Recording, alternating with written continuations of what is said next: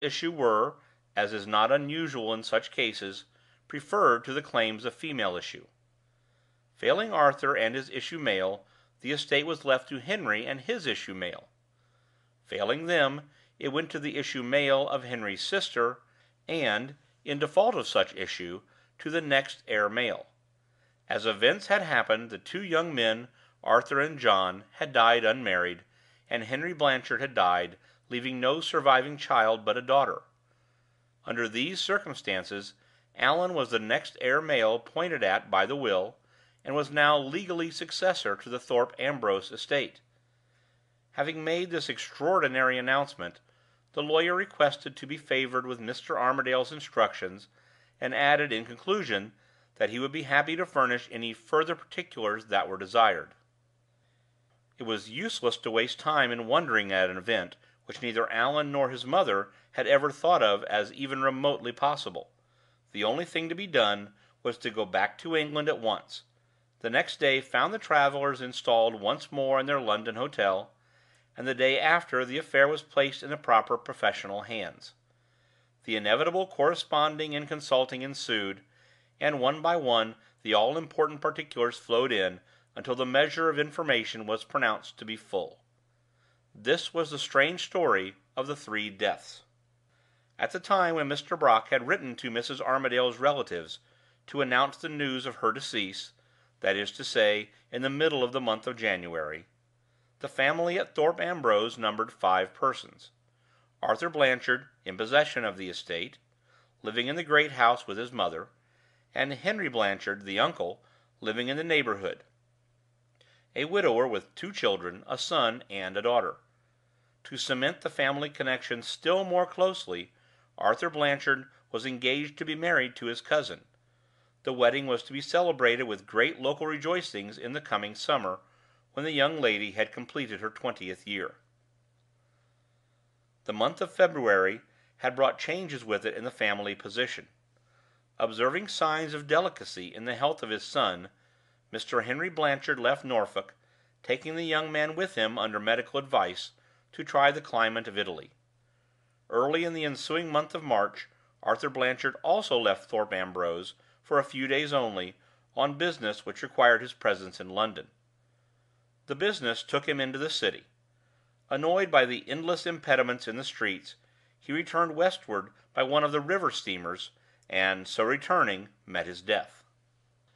As the steamer left the wharf, he noticed a woman near him who had shown a singular hesitation in embarking, and who had been the last of the passengers to take her place in the vessel. She was neatly dressed in black silk, with a red Paisley shawl over her shoulders, and she kept her face hidden behind a thick veil. Arthur Blanchard was struck by the rare grace and elegance of her figure, and he felt a young man's passing curiosity to see her face. She neither lifted her veil nor turned her head his way. After taking a few steps hesitatingly backward and forward on the deck, she walked away on a sudden to the stern of the vessel. In a minute more there was a cry of alarm from the man at the helm, and the engines were stopped immediately. The woman had thrown herself overboard. The passengers all rushed to the side of the vessel to look. Arthur Blanchard alone, without an instant's hesitation, jumped into the river. He was an excellent swimmer, and he reached the woman as she rose again to the surface after sinking for the first time. Help was at hand, and they were both brought safely ashore. The woman was taken to the nearest police station, and was soon restored to her senses, her preserver giving his name and address, as usual in such cases, to the inspector on duty, who wisely recommended him to get into a warm bath, and to send to his lodgings for dry clothes. Arthur Blanchard, who had never known an hour's illness since he was a child, laughed at the caution, and went back in a cab. The next day he was too ill to attend the examination before the magistrate. A fortnight afterward he was a dead man. The news of the calamity reached Henry Blanchard and his son at Milan, and within an hour of the time when they had received it they were on their way back to England. The snow on the Alps had loosened earlier than usual that year, and the passes were notoriously dangerous. The father and son, traveling in their own carriage, were met on the mountain by the mail returning, after sending the letters on by hand. Warnings which would have produced their effect under any ordinary circumstances were now vainly addressed to the two Englishmen. Their impatience to be at home again after the catastrophe which had befallen their family brooked no delay. Bribes lavishly offered to the postilions tempted them to go on. The carriage pursued its way, and was lost to view in the mist. When it was seen again, it was disinterred from the bottom of a precipice. The men, the horses, and the vehicle all crushed together under the wreck and ruin of an avalanche. So the three lives were mown down by death. So, in a clear sequence of events, a woman's suicide leap into a river had opened to Allan Armadale the succession to the Thorpe Ambrose estates. Who was the woman? The man who saved her life never knew.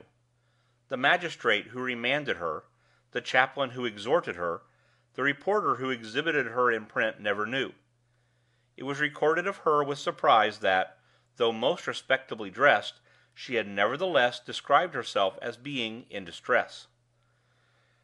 She had expressed the deepest contrition, but had persisted in giving a name which was on the face of it a false one, in telling a commonplace story, which was manifestly an invention, and in refusing to the last to furnish any clues to her friends.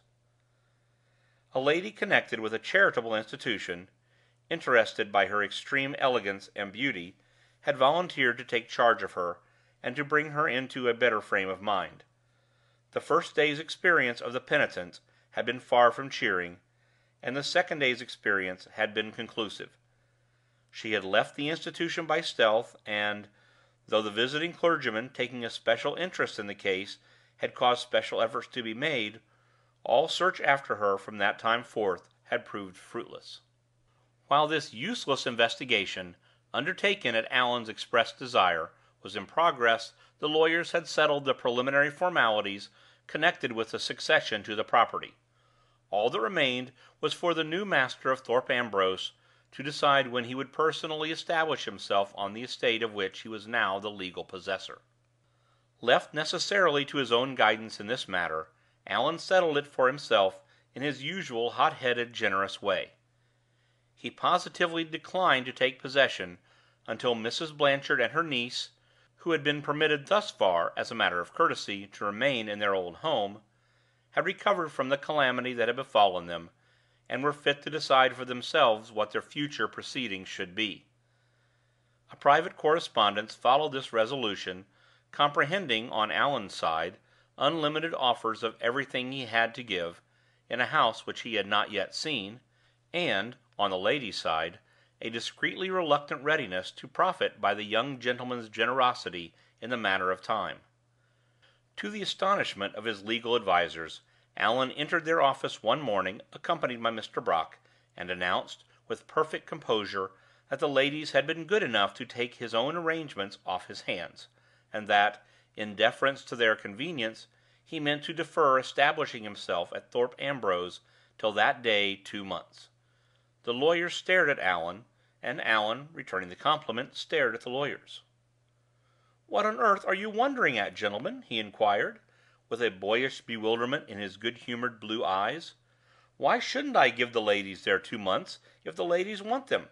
Let the poor things take their own time and welcome. My rights? And my position? Oh, pooh, pooh! I'm in no hurry to be squire of the parish. It's not in my way. What do I mean to do for the 2 months? What I should have done anyhow, whether the ladies had stayed or not. I mean to go cruising at sea. That's what I like. I've got a new yacht at home in Somersetshire, a yacht of my own building, and I'll tell you what, sir," continued Allan, seizing the head partner by the arm in the fervor of his friendly intentions, "you look sadly in want of a holiday in the fresh air, and you shall come along with me on the trial trip of my new vessel, and your partners too, if they like, and the head clerk, who is the best fellow I ever met with in my life. Plenty of room. We'll all shake down together on the floor, and we'll give Mr. Brock a rug on the cabin table. Thorpe Ambrose be hanged! Do you mean to say, if you had built a vessel yourself, as I have, you would go to any estate in the 3 kingdoms, while your own little beauty was sitting like a duck on the water at home, and waiting for you to try her? You legal gentlemen are great hands at argument. What do you think of that argument?"